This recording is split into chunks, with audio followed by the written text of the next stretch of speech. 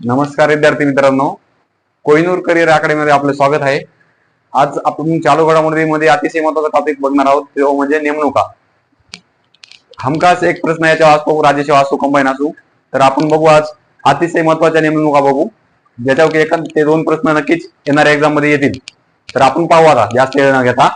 तर बघा मित्रांनो, हिरालाल सामरिया जे आहेत, हिरालाल सामरिया यांची भारताचे मुख्य आयुक्त पदी निवड केलेले आहे। पहा, ते विशेष म्हणजे ते का महत्वाचे माहिती का, पहिले दलित व्यक्ती की ज्यांची देशाच्या मुख्य निवडणूक आयुक्तपदी निवड झाली मित्रांनो। त्यामुळे हिरालाल सामरिया हे लक्षात ठेवा, अतिशय महत्वाचे आहे। बघा आता दुसरी नेमणूक बघू, इंद्रमणी पांडे। इंद्रमणी पांडे यांची नेमणूक झाली बघा, बिमस्टेकच्या सरचिटणीस पदी यांची नेमणूक झालेली आहे। बघा, बिमस्टेकची 1997 ला स्थापना झालेली आहे आणि याचे 7 सदस्य देश आहेत। पहा, अतिशय महत्वाची ही संघटना, आपराधिक संघटना आहे बिमस्टेक। तर त्यामुळे बघा, इंद्रमणी पांड्यांची पहिल्यांदा बिमस्टेकच्या सरचिटणीस पदी निवड झाली आहे।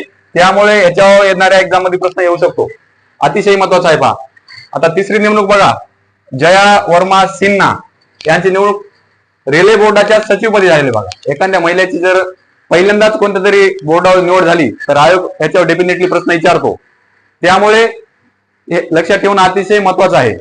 तर पाहू आपण, बघा, रेल्वे बोर्डाच्या सचिवपदी कोणाची निवड झाली, जया वर्मा सिन्हा, पहिल्यांदाच एका महिलेची झालेली आहे। आता बघा समोर, बघा अजय बंगा। अजय बंगाची काय म्हणून नेमणूक झाली, तर अजय बंगाची जागतिक बँकेच्या पहिले अध्यक्षपदी भारतीय एका व्यक्तीची निवड झालेली आहे, ते म्हणजे अजय बंगा यांची। तर हे पण खूप महत्वाचं आहे। पहा, जागतिक बँक जी सर्वात महत्वाची एक म्हणजे देशाला वेगवेगळ्या कर्ज देते, ते खूप महत्वाचं आहे। त्यामुळे जागतिक बँक ती पॉइंट पण डिटेल मध्ये तुम्ही वाचून घ्या, त्याच्यावर पण एखाद्या एक्झाम मध्ये प्रश्न येऊ शकतो। तर बघा आता देवेंद्र कुमार उपाध्याय। देवेंद्र कुमार उपाध्याय यांची निवड झालेली आहे मुंबई उच्च न्यायालयाचे 47 मुख्य न्यायाधीश म्हणून, 47 मुख्य न्यायाधीश म्हणून निवड झालेली आहे। आणि बघा, मुंबई उच्च न्यायालयाची स्थापना कधी झालेली आहे, 1857 ला। तर हे खूप महत्वाचं आहे। तर बघा आता पुढचं बघा पॉईंट मित्रांनो, आर माधवन यांची निवड कुठे झाली, FTII च्या अध्यक्षपदी निवड झालेली आहे, जी की पुणे इथं आपली याचं मुख्यालय आहे, त्यामुळे हे खूप महत्वाचं आहे। आता पुढची नेमणूक बघा, प्राध्यापक गणेशन कन्नबीरन यांची नेमणूक कुठे कशा झालेली आहे, न्याक जी संस्था आहे वेगवेगळ्या विद्यालयाला जी न्याक देते, तर त्याच्या अध्यक्षपदी कोणाची निवड झालेली आहे, गणेशन कन्नबीरन। हे खूप महत्वाचं आहे। पाहा आता पुढचं बघा पॉईंट, खूप महत्वाचं आहे की मनोज सैनिक यांच्या महाराष्ट्राच्या मुख्य सचिवपदी निवड झालेली। पहा, मनोज सैनिक, आणि हे बिहार कॅडरचे IPS अधिकारी आहेत। पहा, हे पण महत्वाचं आहे, त्यामुळे हे पॉईंट आपण बघितलेला आहे। आता पुढचा बघू, सुनील सुक्रेची महाराष्ट्र मागासवर्गीय आयोगाच्या अध्यक्षपदी निवड झालेली आहे। पहा, सुनील सुक्रेची यांचा कार्यकाळ किती असतो महाराष्ट्र मागासवर्गीय आयोगाचा, तर 3 वर्ष असतो, हे पण महत्वाचं आहे, त्यामुळे हे पण लक्षात ठेवा। बघा आता पुढचा पॉईंट अतिशय महत्वाचा, कंबाईन असो राजेश असो, प्रश्न याच्यावर येणार म्हणजे येणार। अजय खानविलकर यांची देशाचे दुसरे लोकपाल म्हणून नेमणूक झालेली आहे, हे पण अतिशय महत्वाचा पॉईंट आहे। बघा, लोकपालचा कार्यकाळ किती असतो, 5 वर्षे किंवा वयाची 70 वर्षापर्यंत लोकपालाचा कार्यकाळ असतो। पहा, हे पण महत्वाचं आहे। पहिल्यांदा लोकपाल कधी स्थापन झालं महाराष्ट्र देशात, तर 2019 ला झालं। आणि कोण झाले ते पहिले देशाचे लोकपाल, हे पण खूप महत्वाचं आहे की पिनिका चंद्र घोष हे देशाचे पहिले लोकपाल झाले, पिनिका चंद्र घोष। हे पण खूप महत्वाचं आहे येणाऱ्या एक्झाम साठी।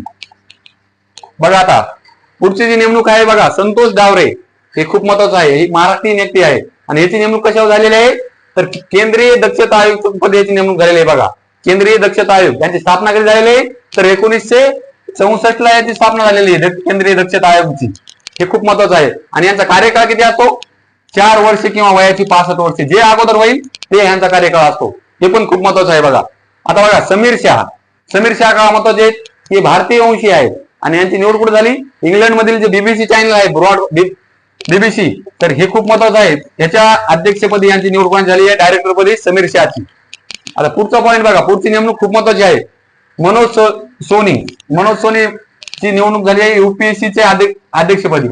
UPSC च्या अध्यक्षाचा कार्यकाळ काय असतो, 6 वर्षे किंवा वयाची 65 वर्षे, हे पण महत्वाचं आहे।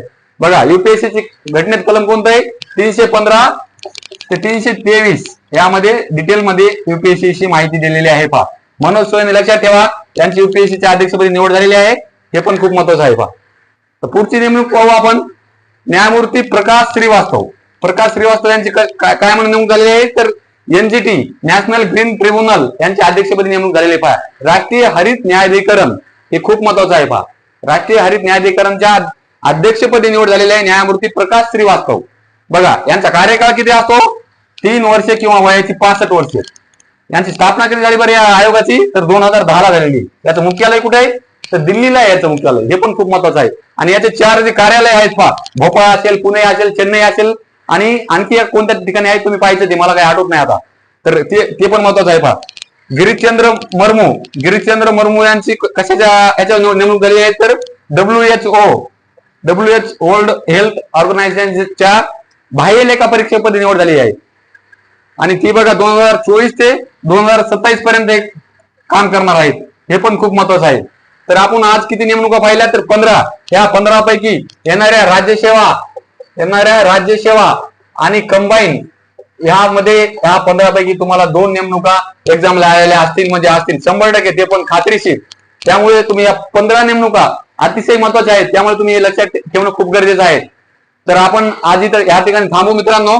तुम्ही एक 5 मिनिटं जरी व्हिडिओ बघितला तरी तुमचे 2 मार्क ह्या फिक्स होणार आहेत. पोलीस भरती असो, कोणती बी एक्झाम असो, राज्यसेवापासून तर सरळ सेवापर्यंत पोलीस भरती कोणती बी एक्झाम असो, तुम्हाला याच्यातून प्रश्न दिसणार. धन्यवाद मित्रांनो. आपल्या चॅनलला सबस्क्राईब करा. आपल्या व्हिडिओ जर आवडला असेल तर लाईक करा, शेअर करा. धन्यवाद.